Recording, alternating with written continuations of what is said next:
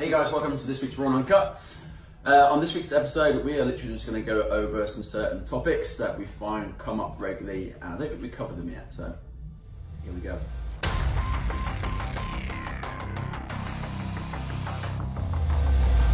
Cool. Again, guys, first before we kick into it, we've got to apologise for not running. Yeah, lack of communication. We've not been doing these very often. It's all Matt Naylor's fault. So let's leave it at that. Cool. Dude, what do you want to go through? Literally just written down the topics 2 minutes ago.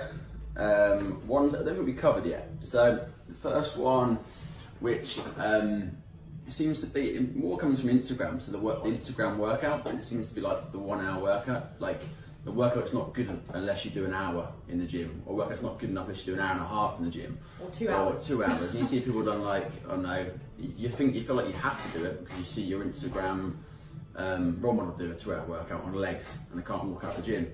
I think it's the best one, you know, when you walk in the gym and somebody's in there, yeah. and you can't leave. Yeah, you can't leave until that person leaves because you feel like a right lazy bastard. Then you're like, you know, they're still here, better stick around. Yeah. Parkinson's law. Is that what it is? Parkinson's law is Wow. however long you allocate a task, it will take that time.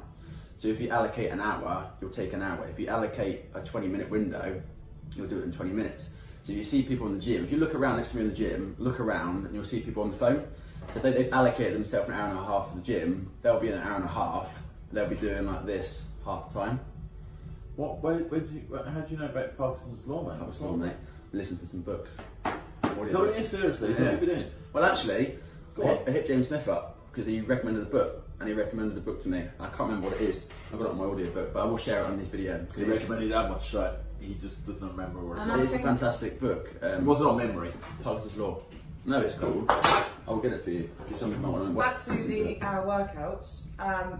People think doing an hour is going to burn more calories. I'll get it in a minute. Well, it will effectively. Well, not necessarily. No, because it depends what they're doing. Absolutely. If you're doing a half-hour HIIT workout, or sitting around for an hour, you burn more calories than half an hour. But if you're working flat out for an hour, you burn more calories. You'll do the same workout, but you allocate more time to exactly. it. Yes. A good little test, and again, I got it off James Smith, is if you, I did it on the weekend, on the Monday to try it out.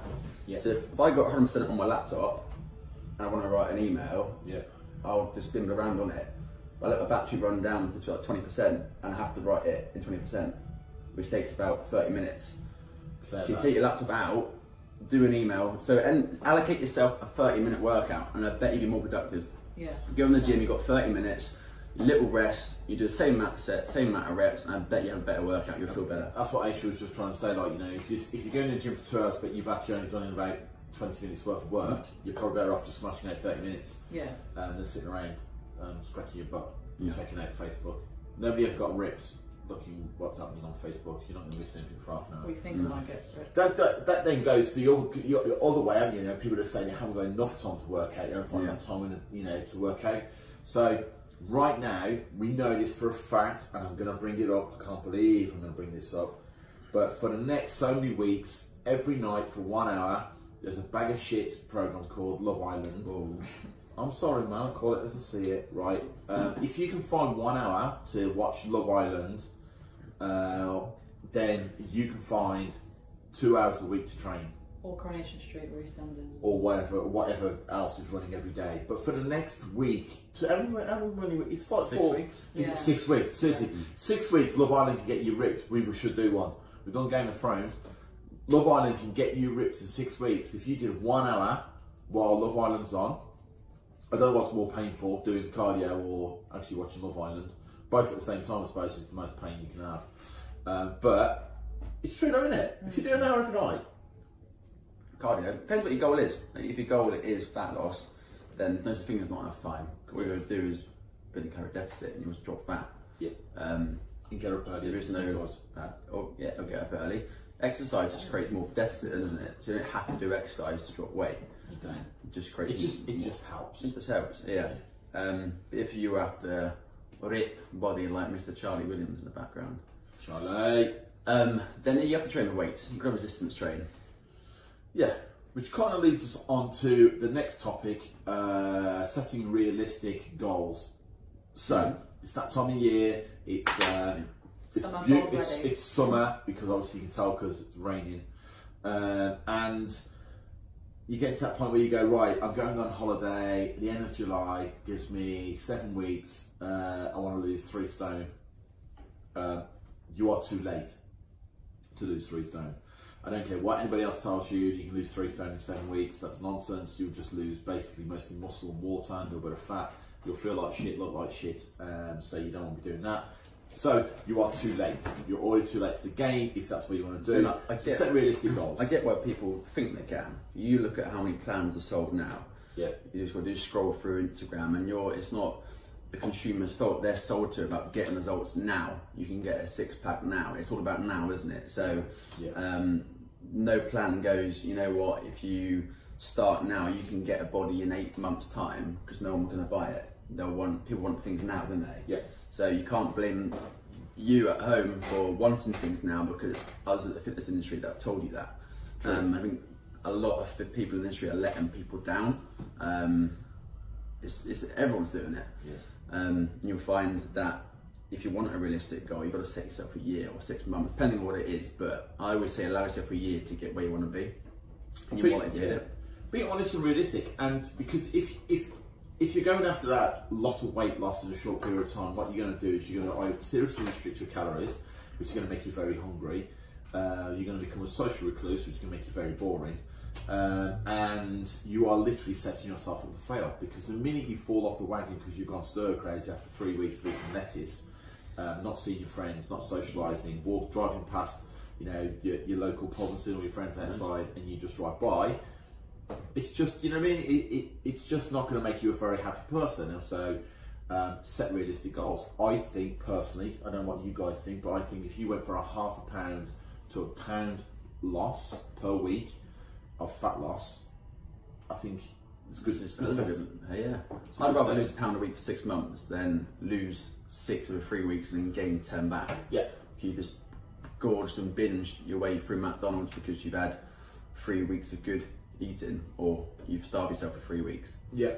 But I think it's all about not starving yourself, just cutting out, like having milk in your tea or sugar. Just little things that actually cut it out. You can make a massive change. You're absolutely right. You can make a massive change just by removing sugars and stuff like that from your tea, and it's true, isn't it? You don't have to necessarily go straight onto a full-on diet. No. It's better off to spend time just cutting back and see what you do. Yeah.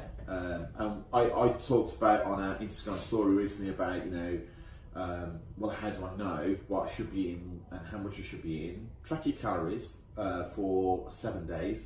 Some people will say less. I prefer 7 days at least. If at the end of that week you haven't lost any weight or gained any weight, you've maintained. Reduce your calories by 100 per day, and it's what happens after that week, and that's it.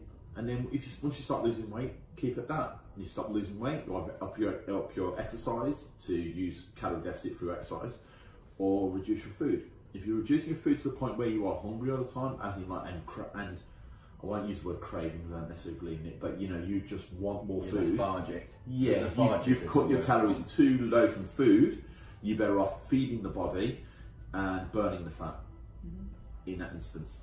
Simple as that. So what was that? What was a 6-pack health? Yeah.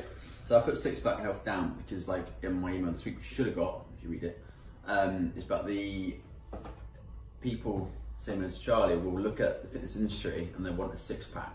They think that the 6-pack is the optimum health. So they'll look at their favourite role models, and because they've got a 6-pack, they think that's the ideal health. And just because they've got a 6-pack and they're genetically gifted, and that most people are, if they're on Instagram and they've got a 6-pack, they are more genetically gifted than most of us. That's their job, that's what they do. And they're spouting their shit about they've done this diet and that, but they're more likely to stay in a 6-pack than you are, because they've got better genetics than yourself and myself. So I think looking at... Not bad at me. No, I've got good genetics, I just like fucking drinking beer. Yeah. So we're looking at them and wanting that. 6-pack isn't optimal health. That's my point anyway. Yes. No, I think you're right. Give up on 90% to get the 10%. That's basically what it is to get a 6-pack. You've got to give up 90% of your lifestyle, your social, your food to get the 10% that you want. Yes, 90%. And for women, for most women, that six-pack look is not really achievable. It's achievable, but it's more from a health point of view. You've got to get your body fat pretty low. For some of the girls that which means you're looking at things like regular periods. Yeah, absolutely. Your erratic periods, your hormones all over the place. Women are meant to have fat. They're not meant to have fat. They're meant to carry children. That is essentially what their job, isn't it? They're meant to. Sexist. I don't know about that. But you can't get all the same. Meant to carry fat. It's not how. I mean, having a flatter stomach and maybe you can see the muscles of the stomach is okay. It's fucking impressive when they do get that. Absolutely. But when you see a woman who is actually like proper ripped, there's a good chance that it's not the healthiest state for a female to be in for long periods of time. So competing in bodybuilding competitions and stuff like that, short period, it's absolutely okay. But long periods of time, maintain that kind of thing, I think anyone talks about the after effects of a competition or photo shoot and that, it's horrendous. Yeah, it's not nice. No one talks about it. People just want, they do it for a new picture. They do it for a new picture on Instagram and that, but the mental effects that they get after, if anyone ever talks about. It's the best ones when you watch a movie being dieting really hard for body power. Yeah. I think it's setting a goal, having a realistic goal. So I personally think a realistic goal is something that you want to be for life. Something that you want to maintain maybe good health or good weight or good strength, whatever it is. Something for life rather than for body power or for the holiday you're going on. That's very short term. Or for the gram. You know what I mean? But it just set. Charlie. He's in the background taking notes. Set a goal for life. What you want to be for life. That's it. Healthy. Health is everything. When you get to my age, you realise that it really is. I am old. Look. Cool. Anything else? We'll be rabbit on now for like 30 minutes, so we better give him a rest. Did you want to have a rant about anything? Did you want to tell anybody about your Saturday shred? Go on. I know you want to sell yourself. Go on. What? You. Oh, was it? Hey guys, Saturday shred, 9 o'clock, 10 o'clock. 10 o'clock was that? Right. 10 o'clock, 10 to 11. Pop, ding ding. Yeah, you can pay as you go to that class, so you don't have to be a member of Absolute or come to Absolute. You could just come to Asia's Saturday morning Saturday shred session. We will welcome our 2 new coaches as well next week. We'll bring them both in. They're a bit shy in the background at the moment. Also, if you're looking to start large group training, we have an offer of free week. Yeah, come try it. Come try it for free for a week. If you don't like it, then you can just go. Yeah, no on their phone. No on their phone, absolutely. Why do you do 3 weeks? Don't like it, eh? Why do you do 3 weeks? Why? Yeah, why? Why do you do 3 weeks? Why do you do 3 weeks? Who? Why do you do 3 okay, weeks? the reason we like to do... What's 3 weeks? Yeah. So why do you do 3 weeks? Do you know why? Because there's so many...